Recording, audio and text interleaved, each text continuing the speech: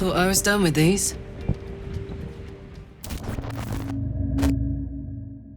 Baldur's Gate 3 obfituje w wiele dobrze napisanych postaci. Im bardziej je poznajemy, tym mocniej czujemy się do nich przywiązani. Nawet do takiego momentu, że niektóre z nich zostają z nami na o wiele dłużej niż tylko podczas rozgrywki. Jedną z takich postaci jest Karlach. Kobieta dosłownie z piekła rodem, ale o wielkim sercu, potrafiąca rozpłatać czaszkę, kiedy trzeba, bądź przytulić, w zależności od sytuacji. Karlach jest to idealny przykład nieoceniania książki po okładce, zwłaszcza jeżeli spotkamy postać Willa przed nią. Jej rozwój uważam za jeden z najlepszych spośród kompanionów do wyboru w Baldur's Gate 3. Dlaczego? Zapraszam serdecznie do materiału.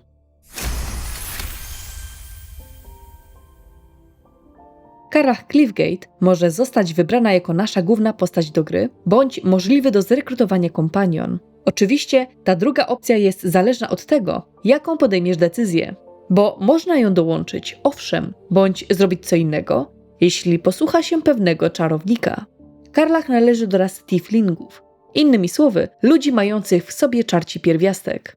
Spotykamy ją już w pierwszym akcie, jeśli wybierzemy się na trakt przebudzenia. Początkowo startuje jako tiefling Zariel i barbarzyńca z pochodzeniem pogranicznika. Nie da się zmienić jej subrasy oraz rasy i pochodzenia, jeśli wybieramy ją jako postać początkową w bazowej wersji gry. Z charakteru jest postacią chaotyczną, ale dobrą. Co ciekawe, jeśli wybierze ktoś ją jako początkową postać w trybie multi, to młody Ravengard nie będzie już dostępny dla innych graczy w rozgrywce.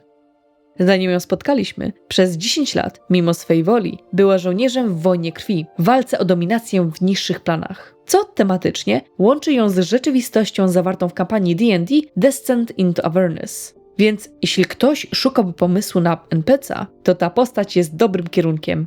W trzeciej części Baldura, dzięki Nautolidowi i tym, jak przeleciał się po 9 piekłach, Karlasia dostała szansę, aby zwiać z Avernusa. I kiedy w końcu odetchnęła świeżym powietrzem, będąc wolną od jednego potwora, została zakładnikiem drugiego, będącego w jej własnej głowie. Oprócz palącej chęci życia, płonie w niej również żądza zemsty na tych, którzy zgotowali jej ten los. Nie pomaga również fakt, że w klacie ma tykającą bombę, mogącą zakończyć jej żywot praktycznie w każdej chwili. Karlach urodziła się w rodzinie Cliffgate. Jej rodzicami byli Plug i Kerlyk. Jej dzieciństwo i miejsce, w którym dorastała, to zewnętrzna, zachodnia część wrót Baldura. Karlasia miała całkiem przyjemne dzieciństwo i zgraną rodzinę. Mieli oni nawet swoje własne, urocze nawyki językowe. Bliskich nazywali na przykład ziemniaczkami. Prowadziła szczęśliwe życie jako dziecko, do momentu, gdy wkroczyła brutalna rzeczywistość. Jej mama zachorowała i zmarła, nim udało się zorganizować jakąkolwiek pomoc medyczną. Żeby tego było mało, kilka lat później jej ojciec ginie w wypadku drogowym na trakcie przebudzenia. Okoliczności nie były dla niej łatwe. Będąc zdaną praktycznie tylko na siebie, szukając sposobu, by przetrwać, zatrudniła się u Envera Gortasza jako jego ochroniarz. Karlach szanowała go i nie spodziewała się tego, co miało wydarzyć się później. Enver bez wahania zdradził ją, sprzedając Zariel. Wbrew własnej woli, jej serce zostało zastąpione piekielnym silnikiem, by pełnić rolę prototypu stalowej straży Gortasza.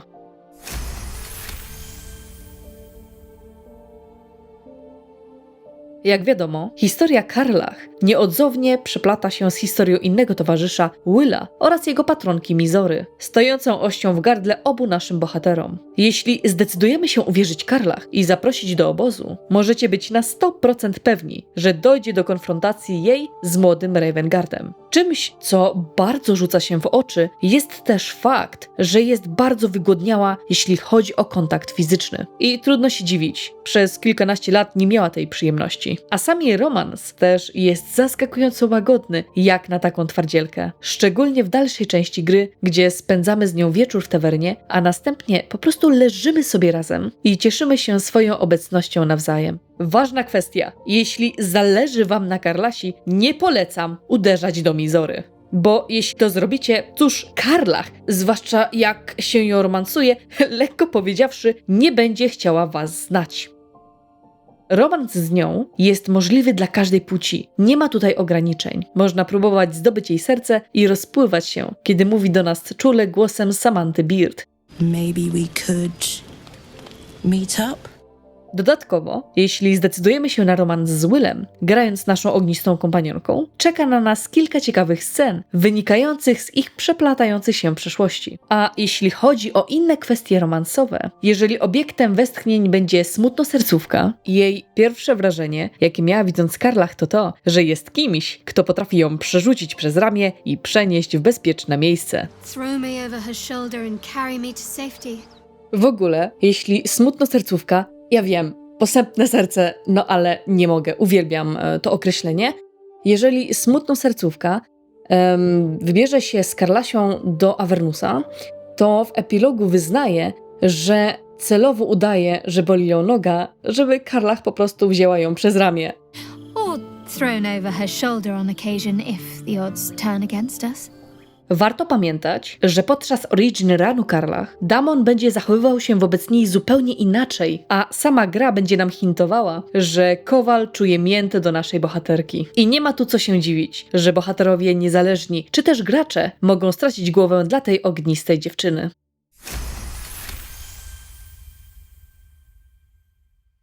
W Karlach można wykręcić naprawdę fajne buildy, które mocno mogą zrobić nam rozgrywkę. Między innymi dobrym wyborem dla niej to połączenie klasy mnicha z barbarzyńcą. Dzięki mechanice monet duszy pięści Karlach będą mogły wyrządzić naprawdę dużą krzywdę naszym wrogom. Trzeba wybrać dla niej podklasę Dzikie Serce i połączyć ją z pasywką Niedźwiedzie Serce. Następnie z listy fitów wybieramy Tavern Brawlera z bonusem +1 do siły. Na 4. poziomie dodajemy klasę Mnicha, co da nam dodatkowy atak bez broni. Kolejny poziom też poświęcamy Mnichowi, co zwiększy naszą prędkość ruchu. Da nam też świetną umiejętność obrony i dodatkową akcję na ruch. Na następnym poziomie wybieramy podklasę Drogę Otwartej Dłoni, która da nam dostęp do kilku bardzo przydatnych odporności i zwiększy nasz repertuar ataków, a dodatkowo zwiększy skuteczność uników w Karlach.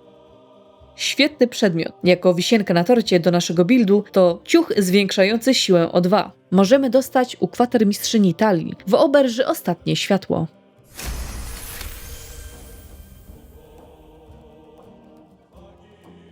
Design i wygląd Karlach zmieniał się na przestrzeni czasu, zanim otrzymaliśmy ostateczną wersję jej designu.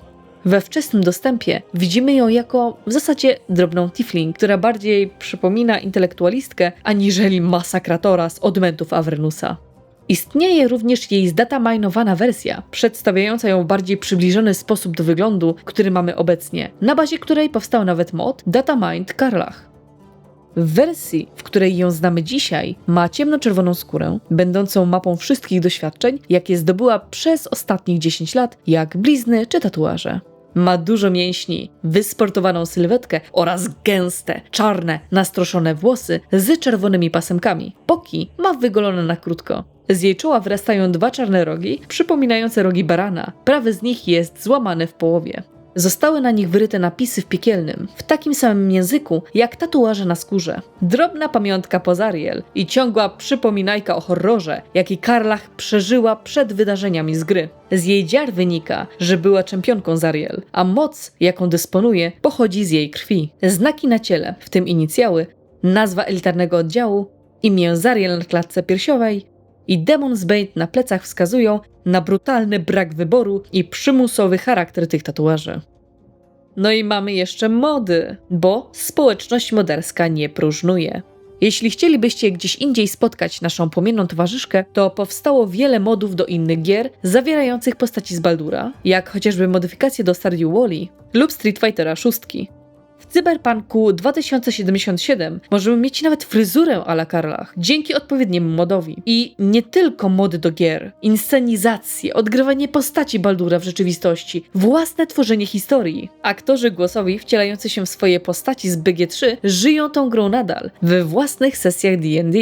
Polecam zobaczyć, bo jest to festiwal dobrego kontentu, a Samantha Beard, podkładająca głos pod Karlach, jest po prostu złota.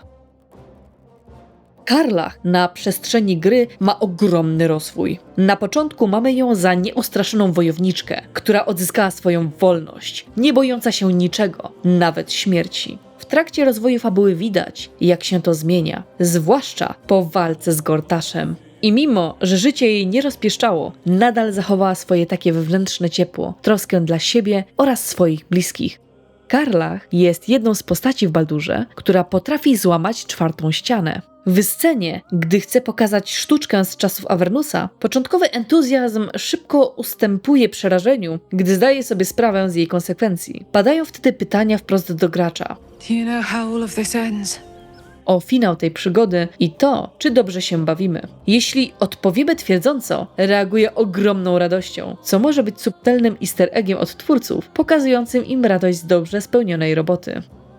Podczas gry możemy doprowadzić do różnych zakończeń i nie każde z nich da nam poczucie spełnienia, a nawet wręcz przeciwnie. Wszystko zależy od tego, jak będziemy prowadzić grę. Oczywiście dla mnie istnieje tylko jedno zakończenie, gdzie idziemy z Karlasią do Avernusu kopać tyłki, zupełnie jak w The Star w Cyberpunku. Albo zakończenie z Gaelem, gdzie robi z niej bóstwo, jeżeli wybieramy Gaela jako opcję romansową podczas grania Karlach. Mamy możliwość wyboru, czy pozwolimy Karlach odejść na własnych warunkach, co nawet oddziałuje na Mintarę, czy też w imię większego dobra pozwolić jej na przemianę w Mindflayera. Warto sprawdzić każdą ścieżkę, bo nawet po setkach godzin w tej grze zawsze można odkryć coś nowego.